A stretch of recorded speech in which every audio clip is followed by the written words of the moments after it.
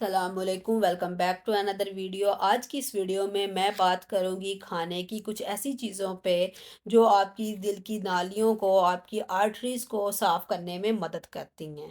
यहाँ बेसिकली बात हो रही है एक ऐसे मसले पे जहाँ आपकी खून की नालियों की अंदरूनी लेयर जो है वो डैमेज होने लगती है। अब उसके डैमेज होने की वजह कोई भी हो सकती है। वो आपकी अनहेल्दी डाइट हो सकती है या ज़्यादा डाइट में कोलेस्ट्रॉल का होना हो सकता है, ज़्यादा कैल्शियम का होना हो सकता है या फिर कोई और इन्फ्लेमेशन इसकी वजह हो सकती है। अब जब आपकी ये आर्टरीज अपना फंक्शन लॉस कर देती हैं, इसमें डिसफंक्शनिंग आ जाती है, तो ये इन्फ्लेमेशन की वजह बनती है, सोजिश की वजह बनती है और यही सोजिश वक्त के साथ साथ बहुत सारे मसाइल की वजह बन सकती है। आपको बहुत सारे मसाइल फेस करने पड़ सकते हैं, जिसकी वजह से आर्टरीज का अपना नॉर्मल काम जो है वो डिस्टर्ब होने लगता है। आर्टरीज का नॉर्मल काम क्या है? आपके ब्लड प्रेशर को नॉर्मल रखना, आपके ब्लड फ्लो को बरकरार रखना। और जब ये अपना फंक्शन लॉस करते देती हैं तो ये कैल्शियम या कोलेस्ट्रॉल जो है आपकी आर्टरीज में बिल्डअप होने लग जाता है, जो कि वजह बन सकता है क्लॉट्स की फॉर्मेशन की, खून के जमने की। और अगर ये लंबे अरसे तक चलता रहता है तो ये वजह बन सकता है आप में स्ट्रोक की और हार्ट अटैक की भी। आपको हार्ट अटैक जैसे मसाइल्स का भी सामना करना पड़ सकता है। आर्टरीज में बेसिकली चल क्या रहा होता है, इसे देखने के लिए एक बेहतरीन टेस्ट यूज़ किया जाता है जिसको artery coronary artery calcification scan बोला जाता है। ये स्कैन टेस्ट बेसिकली आप अपने डॉक्टर से मशवरे के बाद करवा सकते हैं। बहुत ही सस्ता और बहुत सी लेस टाइम कंज्यूमिंग टेस्ट है। इसके रिजल्ट्स बहुत जल्दी आ जाते हैं और ये एक बेहतरीन टेस्ट है। इससे ना सिर्फ आपको सिंपल कोलेस्ट्रॉल बल्कि कैल्शियम का भी पता लग जाता है कि आपकी आर्टरीज में कहीं कैल्शियम तो बिल्डअप नहीं हो रहा। एक नॉर्मली कोलेस्ट्रॉल सिंपल टेस्ट भी यूज़ होता है, लेकिन ये वाला टेस्ट उससे ज़्यादा बेहतरीन है। अब होता क्या है, अगर आप ये टेस्ट टाइम पे करवा लेते हैं तो ये एक बेहतरीन प्रिडिक्टर है, आपको आने वाले बहुत सारे मसाइल से बचा सकता है। और इसके लिए इसकी जो वैल्यू है वो ज़ीरो होनी चाहिए। अगर इसकी वैल्यू ज़ीरो हो तो मीन्स आप रिस्क पर नहीं है, आप में कोई प्रॉब्लम नहीं। लेकिन अगर आपकी वैल्यू हाई है तो अभी आगे जो मैं आपको बातें बताने वाली हूँ उन सारी बातों पे आपको ध्यान देने की ज़रूरत है। उनसे आपकी ये वैल्यू जो है वो नीचे आ जाएगी। नंबर वन पे आपकी अपनी जो इंसुलिन है उसको नॉर्मल रखें। इंसुलिन हाई नहीं होनी चाहिए और ये मुमकिन है कि खाने में शुगर की मिकदार को आप कम करने से और प्रोसेस्ड खाने यानी कि बाज़ार की तली हुई चीज़ें अगर आप कम लेंगे तो आप अपनी इंसुलिन को कम कर सकते हैं, इसको नॉर्मल कर सकते हैं। उसके साथ-साथ जो लो कार्बोहाइड्रेट डाइट होती है वो भी बेसिकली एक थेरेपी का काम करती है इस केस में। जैसे कि कीटो डाइट होती है, कीटो डाइट में क्या होता है कि आपने कार्ब्स को लिमिट करना होता है, तो कार्ब्स को आप इसमें हेल्दी वाली कीटो डाइट लेंगे, कार्बोहाइड्रेट को कंप्लीटली अपनी डाइट से नहीं निकालेंगे। और कीटो डाइट को फॉलो करके भी आप एक हेल्दी तरीके से अपनी इंसुलिन को नॉर्मल कर सकते हैं। इसके साथ-साथ इंटरमिटेंट फास्टिंग भी आप कर सकते हैं, आपको करनी होती है। आप 12, 14 या 16 घंटे इसमें डाइट में होते हैं, आप डाइटिंग करते हैं और आपकी एक डाइटिंग और एक ईटिंग और फास्टिंग विंडो कह लो होती है कि कुछ टाइम के लिए आपने खाना है, फिर कुछ टाइम के लिए खाना छोड़ना है। तो इस तरीके से भी आप अपनी इंसुलिन को कम कर सकते हैं। बेहतरीन तरीके हैं कि आप लो कार्बोहाइड्रेट डाइट लेके, कीटो डाइट लेकर या फिर इंटरमिटेंट फास्टिंग करके अपनी इंसुलिन को कम कर सकते हैं। उसके अलावा इंसुलिन आपकी इस तरह करने से नीचे आ जाता है। बहुत ज़रूरी है कि आपकी इंसुलिन नीचे आए, या आपकी आर्टरीज़ में इन्फ्लेमेशन की वजह बनती है जब इंसुलिन हाई होती है और आर्टरीज़ थिक होना शुरू हो जाती हैं, खून का बहाव डिस्टर्ब हो जाता है। जो वेजिटेबल्स ऑयल्स हैं हमारे खानों में इस्तेमाल होते हैं और ये भी इन मसाइल की वजह बनते हैं। तो आपने कोशिश करनी है कि हेल्दी वेजिटेबल ऑयल्स को चूज़ करें अपने खानों के लिए। अब नंबर 2 पर आपने खाने में ऐसी चीज़ें लेनी है जो विटामिन के 2 का रिचेस्ट सोर्स हो, उनमें विटामिन के 2 पाया जाता हो। जैसे कि चिकन आ जाता है, लिवर आ जाता है, बीफ लिवर आ जाता है, आपके पास अंडे आ जाते हैं। अंडों की बात करें तो जब भी आपने अंडा लेना है तो आपने जर्दी भी ज़रूर लेनी है। लोगों की मिसकंसेप्शन होती है कि अंडे की जर्दी कोलेस्ट्रॉल वालों के लिए अच्छी नहीं, लेकिन ये एक मिसकंसेप्शन है। जर्दी में बेसिकली हेल्दी कोलेस्ट्रॉल होता है और इसमें और भी बहुत सारे न्यूट्रिएंट्स पाए जाते हैं।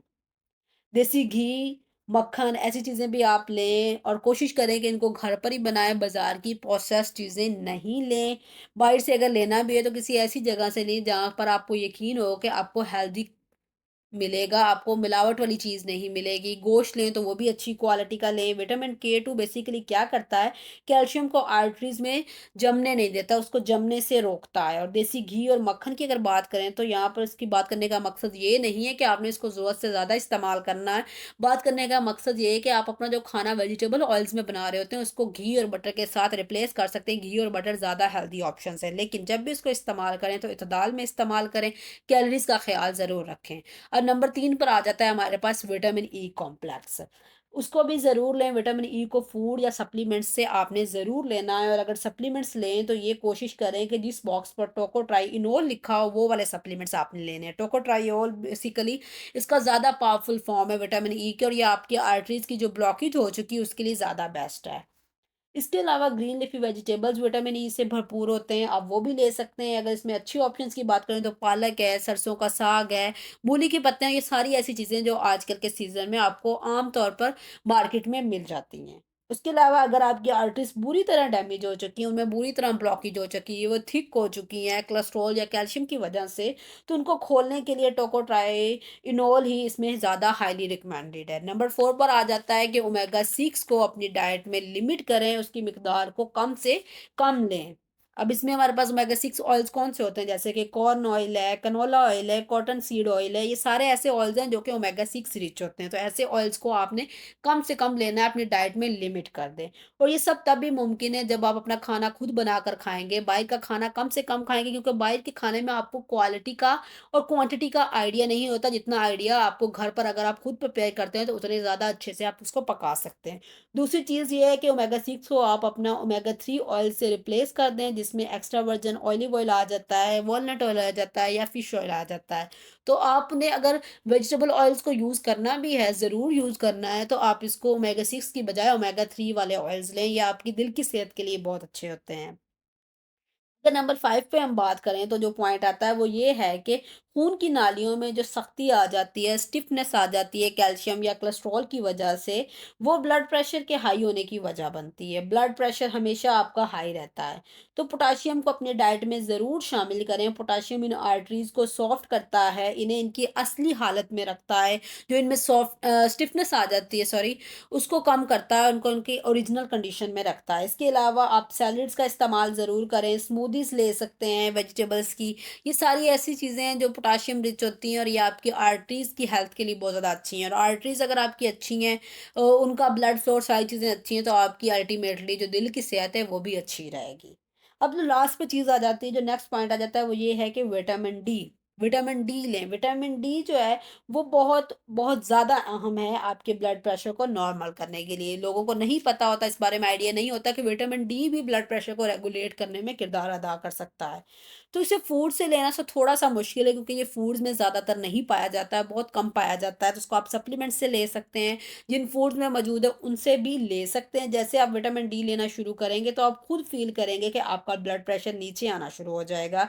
एक और सुपर फूड भी है जो ब्लड प्रेशर को कम करता है, उसको रेगुलेट करने में आपकी काफ़ी हेल्प करता है। आप उसको भी अपनी रोज़मर्रा रूटीन में ले सकते हैं और इस दिल से मुतल्लिक तमाम मसाइल से बच सकते हैं। वो है हमारे पास अनार। अनार को आप सैलेड्स में ले सकते हैं, तो इन सब चीज़ों को अपने खानों में ज़रूर लें, अपनी डाइट में ज़रूर शामिल करें। इंसुलिन लेवल को हाई नहीं होने दें।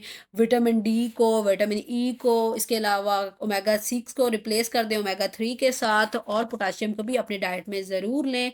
लो कार्ब्स डाइट लें। अगर आप में आर्टरीज़ का कोई भी मसला है, तो आप इन सारी टिप्स को फ़ॉलो करके अपने आने वाले तमाम दिल के मसाइल से बच सकते हैं और अपनी आर्टरीज़ को भी क्लींस कर सकते हैं। अगर वो किसी भी वजह से ब्लॉक या थिक या स्टिफ हो चुकी हैं, तो वो अपनी नॉर्मल कंडीशन में आ सकती हैं। सो आई होप सो कि आज की वीडियो आप लोगों को काफ़ी पसंद आई होगी और आपकी जितनी भी मिसकॉन्सेप्शंस हैं डाइट रिलेटेड रिगार्डिंग आर्टरीज़ और हार्ट हेल्थ, वो सारी क्लियर हो गई होंगी। So I hope so.